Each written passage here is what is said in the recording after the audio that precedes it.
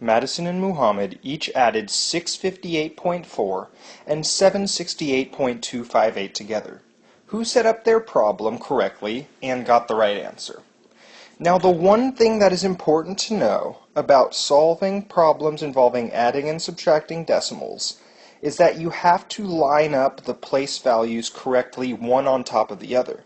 And the easiest way to remember to do this is that the decimal points have to go one on top of the other.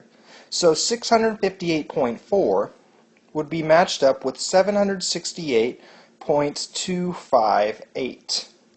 Now we could see that there's nothing after this 4 over here, which is basically telling us that there's no value in the hundredths or thousandths place. So let's go look and see who lined up their place values correctly.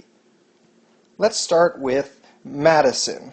Now I see Madison has one decimal point over here, and below she has the hundredths place. So she did not do it correctly. Muhammad, he has the hundreds place lined up, the tens place, the ones place, the decimal, and so on and so forth. Muhammad lined it up correctly, and it looks like he did his addition correctly as well for the correct answer. Now let's say you have something like a fraction. Maybe you have something like 73 and 37 hundredths plus, I don't know, 25 and 27 over 50.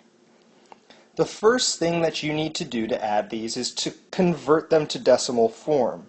So my first number, 73 and 37 hundredths, would be 73, and then I'd have 37 hundredths. So it would look like this, 73.37.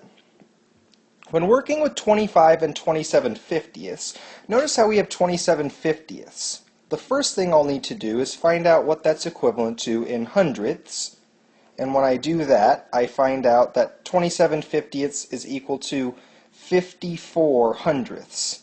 So that would mean that our decimal form would be 25.54.